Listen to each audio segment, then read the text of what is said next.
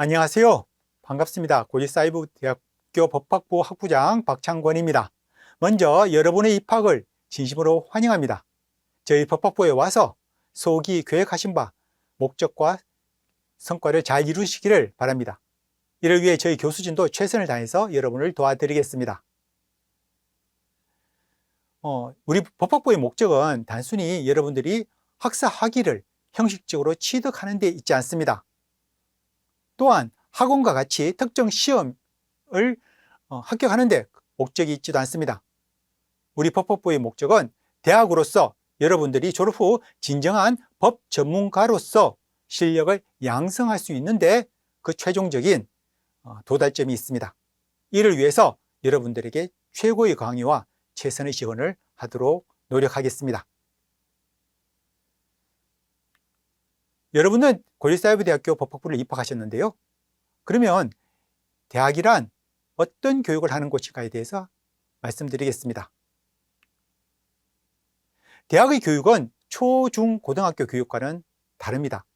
초, 중, 고등학교에서는 정형화된 지식을 일방적으로 전달하는 그런 교육에 그치고 있습니다. 하지만 대학은 교육이라는 것은 이를 넘어서 학문을 하는 과정입니다. 그러면 학문이란 무엇일까요? 학문이란 특정한 전문 분야의 체계와 이론을 구축하는 것을 말합니다. 입학하신 많은 분들 중에는 이미 법 실무를 경험하신 분들도 있습니다. 하지만 그 법 실무는 구체적인 사례의 법을 적용하는 여러 경험들이 축적일 뿐 법 체계나 이론을 학습하는 과정은 아닙니다. 법학은 법 실무를 넘어서 법 체계와 이론을 합숙하는 과정. 법 체계라는 것은 원칙과 예외, 원리와 개념으로 구성되어서 시간과 장소를 넘어서 보편적으로 적용될 수 있는 논리 구조를 습득해가는 과정입니다. 이를 다른 말로 법 도구마라고도 이야기를 하죠. 그래서 여러분들이 처음 공부를 할 때, 특히 실무를 경험하고 공부를 할 때 내가 생각했던 법학 공부가 아닌데 이렇게 생각하시는 분들도 있을 겁니다. 특히 법 과목에서 첫 번째 과정인 총론 과목을 공부할 때 더욱 그렇습니다. 민법 총칙, 형법 총론, 헌법 일반 이론 등이 법학에서의 총론 과목인데요. 이런 총론 과목은 해당 법의 가장 이론적인 체계를 구축해 나가는 과정입니다. 자, 한번 이를 다른 것에 비유해 보도록 하죠. 건물을 짓는 거와 비교해 보겠습니다. 여러분들 보기에 멋진 건물이 써 있죠? 그렇죠? 그 건물을 짓는 과정은 어떨까요? 처음부터 그 건물이 보이지는 않습니다. 먼저 길을 놓고 토대를 닦는 작업, 그 위에 여러 가지 기반 작업을 한 후에 비로소 하나씩 건물을 세워 올라가는 거죠. 법학 공부도 마찬가지입니다.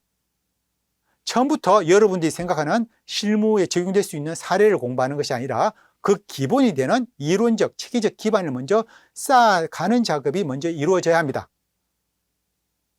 그래서 여러분들이 그렇게 했을 때 최종적으로 왜 법을 그 사례에 적용할 때 왜 그렇게 적용되는지, 그리고 그런 경우에 법은 왜 그렇게 해석되어지는지를 알 수가 있고, 그렇게 체계적인 구축 작업을 하나하나 이루어졌을 때 최종적으로 법률과 판례를 스스로 읽고 해석하고 평가하는 능력을 기를 수가 있습니다.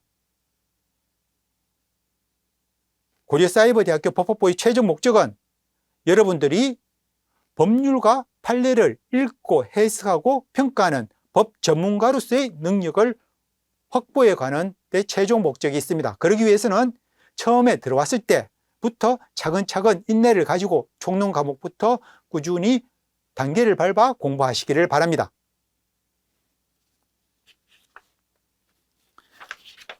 우리 학교에 입학하신 분들 중에는 두 가지 부류가 있습니다.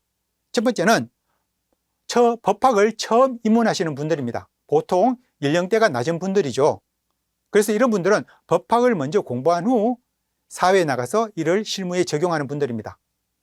또 한 분 유형이 있는데요. 이분들은 이미 사회에서 법 실무를 많이 경험한 후 이를 체계적으로 좀 공부해보고자 법학부에 입학하신 분들이 있습니다. 좀 직업 활동을 하신 연령대가 높은 분들이 이에 해당합니다. 이런 분들은 직업 활동을 한다든지 또는 생활함에 있어서 법을 공부할 필요성을 절실히 느껴서 오신 분들이죠. 제가 생각하기에 공부에서 가장 중요한 것은 바로 동기부여입니다. 이런 분들은 동기부여가 투철하기 때문에 다른 오프라인 대학과 비교하여 더 열심히 공부를 하시기 때문에 그만큼 학습의 효과도 높다고 하겠습니다. 다만 법 실무를 먼저 공부하신 분들은 법 실무를 했다는 그런 경험에 너무 선입견을 가지고 있기 때문에 체계를 공부함에 있어서 법학을 공부함에 있어서 약간 마음을 놓고 접근하는 경우가 있습니다. 그렇지만 법학을 공부하는 것과 법 실무 경험은 전혀 별개의 것입니다. 따라서 먼저 학교에 오기 전에 여러분이 경험했던 그런 경험들을 법 실무 경험을 모두 내려놓고 겸손한 마음으로 이제 법학을 공부해야지만 더 많은 것을 얻어갈 수 있다는 점 강조해 드립니다. 다음으로 학문에 대해서 보면 법학이라는 학문은 단순히 초, 중, 고등학교 교육과는 달리 교수가 일방적으로 학생들에게 지식을 전달하는 과정이 아니라 교수와 학생이 법학이라는 학문을 상호 소통을 통해서 함께 공부해가는 과정입니다. 한마디로 교수와 학생이 학문의 동반자로서 함께하는 과정이라고 할 수가 있겠습니다. 그렇기 때문에 여러분들에게 더욱 중요한 것은 바로 학문의 동반자로서 주체적이고 자율적인 학습 태도입니다. 물론 강의를 중심으로 공부를 해야 되지만 강의를 듣고 공부하고 정리하는 과정에서 스스로 비판적으로 사고해보고 또 스스로 생각해봐서 이것은 아니다, 이것은 궁금하다라는 것은 언제든지 해당 교수님께 질문하는 태도가 중요합니다. 즉 자발적인 문제의식을 가지고 다른 생각 제기도 가는 그런 자율적인 학습 소통 과정을 통해서 여러분들의 실력이 더 늘어날 수가 있습니다. 또한 저희 교수진도 학생들이 질문을 받을 때 이런 질문의 답변 과정에서 많은 것을 얻기도 합니다. 자, 두 번째로 주체적 자율적 학습 태도로는 여러분께 요구되는 것은 바로 스스로 학사 일정을 챙기는 태도입니다. 오프라인 대학과는 달리 온라인 대학은 여러분의 학사 일정을 누구도 대신하지 않습니다. 오프라인 대학은 같은 강의실에 함께 동료들이 모이기 때문에 언제 시험을 볼 것인지 또한 과제가 무엇인지에 대해서 학생들끼리 같은 공간에서 자율적으로 자연스럽게 정보를 주고받을 수가 있습니다.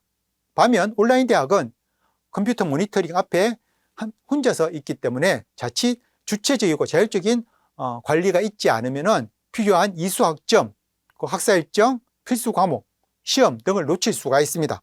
따라서 스스로 이러한 것을 챙기는 그런 자율적인 학습 태도가 필요합니다. 또한 학교에서는 다양한 프로그램을 여러분에게 제공하고 있습니다. 특강이라든지 비교과 과목도 제공하고 있으니까요. 그런 것들을 여러분들이 스스로 알아서 잘 챙겨보면 그만큼 더 많은 것을 얻어갈 수가 있습니다.